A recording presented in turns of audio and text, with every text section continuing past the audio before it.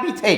ہم مانتے ہیں معاویہ رضی اللہ عنہ وارضا امام الانبیاء کے ایسے صحابی تھے جس کے لیے دعائیں امام الانبیاء نے اپنے اللہ سے مانگی. اے اللہ معاویہ کو ہدایت دے، اس کو ہدایت والا بنا اور اس کے ذریعے ہدایت عام کر. یہ دعائیں مانگی میرے پیارے نبی نے. یہ فضائل سیدنا امیر معاویہ کے ہیں. تم ان جاہلوں کو مانتے ہو، ان بدتمیز مولویوں کو مانتے ہو جو تمہیں صحابہ کی نفرت سکھاتے ہیں، اور ہم پیارے نبی صلی اللہ علیہ وسلم کے ہر صحابی کی عزت کرتے ہیں، آپ کے اہل بیت کی عزت کرتے ہیں. ہماری زبان سے نہ اہل بیت کی گستاخی کا جملہ سنو گے اللہ کی رحمت سے، اور نہ صحابہ کی گستاخی کا جملہ سنو گے. لازمی نہیں ہے جلانے کے لیے آگ کافی ہو، لازمی نہیں ہے کہ آگ لگا کے ہی کسی کو جلایا جائے. بعض ظالموں کے دل معاویہ کے نام سے بھی جلتے ہیں. تم جلتے رہو، ہم امیر معاویہ کو مانتے ہیں، ہم سیدنا علی کو مانتے ہیں، ہم ابو بکر عمر عثمان کو مانتے ہیں، ہم حسنین کریمین کو مانتے ہیں، فاطمۃ الزہرا کو مانتے ہیں، معاویہ ابو سفیان کو مانتے ہیں. جس کا تعلق محمد سے جڑا صلی اللہ علیہ وسلم اور وہ حالت ایمان میں اس دنیا سے روانہ ہوئے، ہم ان کی عظمت کو سلام کرتے ہیں، کیونکہ ہماری ساری محبتیں رسول اللہ سے ہے. اسی لیے رسول اللہ کے صحابہ سے محبت ہے، اور اسی لیے رسول اللہ کے اہل بیت سے محبت ہے. یہ رافضیت کا طریقہ کار ہے، اصول ہے، طریقہ واردات ہے کہ وہ جب دیکھتی ہے کہ ہم ڈائریکٹ صحابہ کو گالی دیتے ہیں تو پھر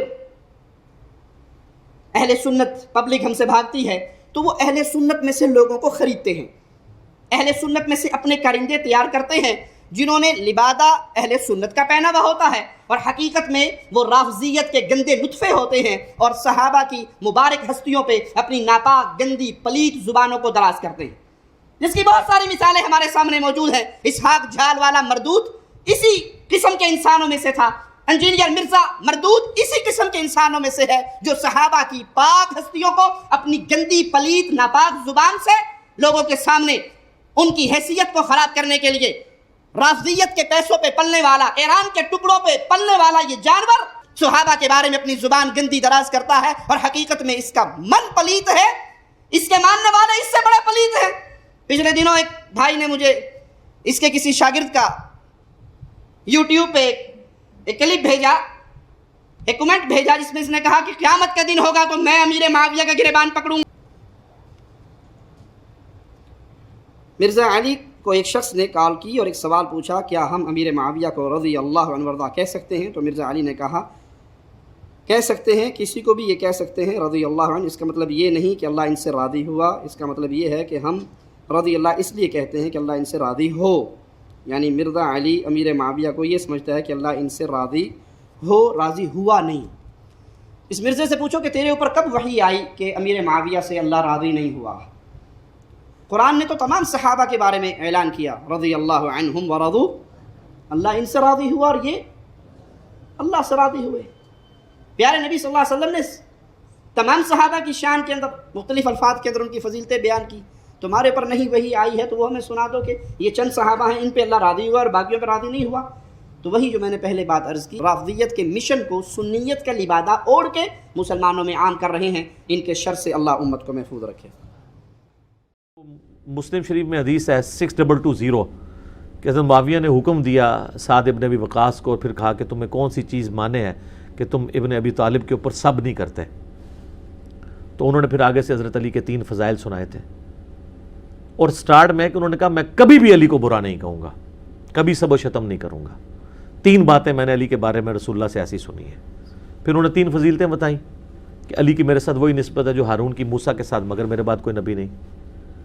پھر کل میں اس شخص کے ہاتھ میں جھنڈا دوں گا جو اللہ اور اس کے رسول سے محبت کرتا ہے، اللہ اور اس کا رسول اس سے محبت کرتے ہیں. سیدنا علی کو جھنڈا دیا خیبر کا، ٹھیک ہے. اور تیسری آیت مبالغہ جب نازل ہوئی تو نبی علیہ السلام نے مولا علی، حسن حسین اور فاطمہ کو اپنی چادر کے نیچے لیا اور عیسائیوں سے مباہلے کے لیے پہنچے اور کہا کہ یہ میرے اہل بیت ہیں.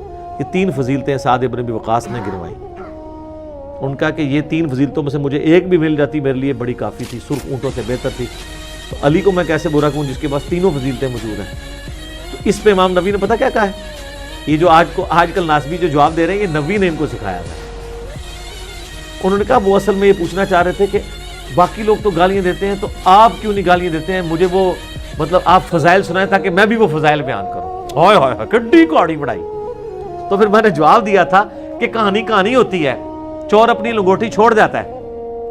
اس کا ایک طریق اسی سند کے اوپر سنن نسائی الکبریٰ کے اندر خصائص علی والے چیپٹر میں موجود ہے.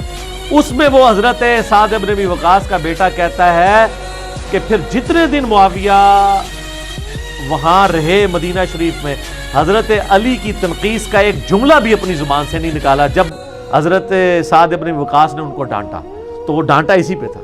اور ابن ماجہ میں بھی اس کا ایک طریق موجود ہے جو البانی صاحب اس کو صحیح کہتے ہیں, زبیر علی صاحب اختلاف کرتے ہیں. بال البانی کے ماننے والوں کے لیے تو اس میں ہے کہ حضرت سعد غصے میں آئے اور کہا تو اس شخص کے بارے میں بات کرتا ہے جس کے لیے یہ فضیلتیں. انہوں نے ایک چوتھی فضیلت بتائی, من کنت مولا فہذا علی مولا.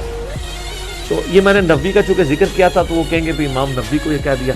اہل حدیث کو مزید ٹھنڈا کرنے کے لیے میں بتا دوں کہ امام نبوی عام بندے کے لیے تقلید کو واجب قرار دیتے ہیں. لہذا آپ جو امام نبوی کے جو اس وقت ٹھیکیدار بنے ہوئے ہیں صرف اس لیے کہ اس نے آل امیہ کا دفاع کیا ہے, تو آپ کے لیے اتنا کافی ہے کہ جس چیز کو آپ شرک کہتے ہیں نا اس کو وہ واجب کہتا ہے. اونٹ جاؤ بڑے مولویوں نہ لڑو. ہاں جب وہ اہل حدیث کا تو پورا مسئلہ اس پہ کھڑا ہے تقلید شرک.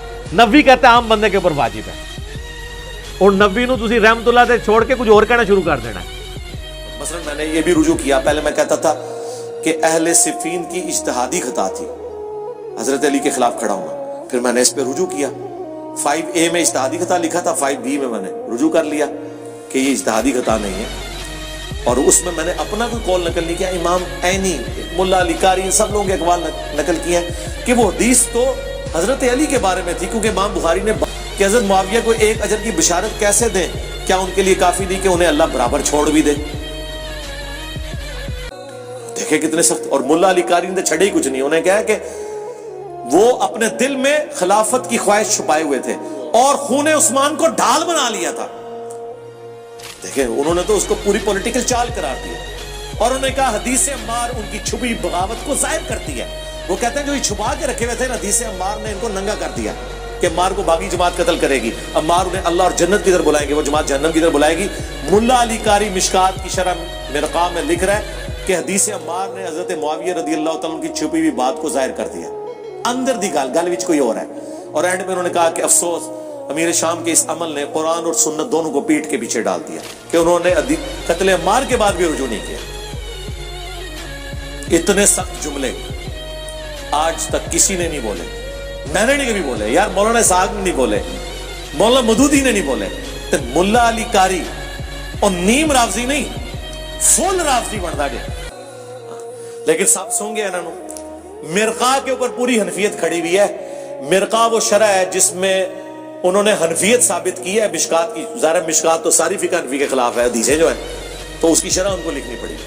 اور دوسری طرف ابن حجر اسقلانی کی جو تھی فتح الباری, اس کے مقابلے پہ عمدۃ القاری, دونوں ایک زمانے میں ہوئے ہیں. علامہ بدر الدین عینی, علامہ عینی اگر آپ نکال دیں اور ملا علی قاری نکال دیں, یہ دو بندے آپ نکال دیں نا, تو حنفیت کی ہسٹری میں کوئی ان کے پائے کا ہے ہی نہیں ہے. باقی نشائی کوئی نہیں. وہ اس میں بھی بول دیتے ہیں ملا علی قاری جیسا ہے ہی کوئی نہیں حنفیوں میں, باقی تو ہڑے مفتی تقی عثمانی تھے, شاہی کوئی نہیں. ٹھیک ہے. اور اسی طریقے سے بدر الدین عینی, تو آپ چھوڑ دیں, عام مفتیوں کو چھوڑیں آپ. تو اللہ کا شکر ہے ہم رجوع کرتے ہیں. آندہ بھی کوئی آپ دعا کریں اس سے آگے کوئی رجوع نہ میں کر لوں.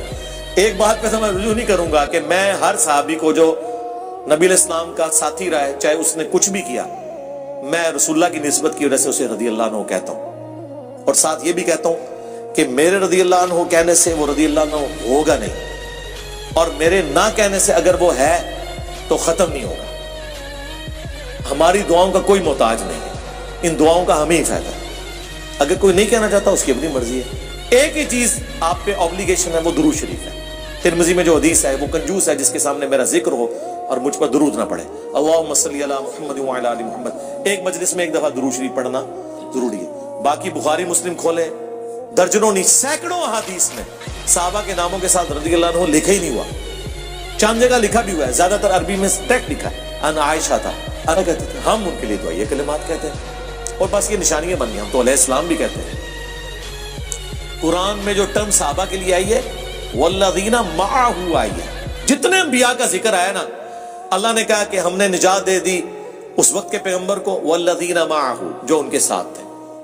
ٹھیک ہے. رسول اللہ کے لیے کیا ہے؟ محمد رسول اللہ والذین معہ اشداء علی الکفار. صحابہ کے لیے ٹرم جو آئی ہے نا, وہ مع رسول, رسول اللہ کے ساتھ رہنے والے. لیکن صحابی لفظ زیادہ مشہور ہو گیا. ٹھیک ہے. دونوں ٹرمز قرآن کے, مومن اور مسلم, اسی طریقے سے یہ ٹرمز بھی ہیں. شیعہ تو پھر بھی مومن ٹرم یوز کرتے ہیں, سنی تو مسلم ٹرم سے بھی بچارے جاتے رہے, مومن انہوں نے کہاں یوز کرنی تھی. یہ تو حنفی شافعی مالکی حنبلی کے اندر ہی جو ہے نا پھنس کے رہے.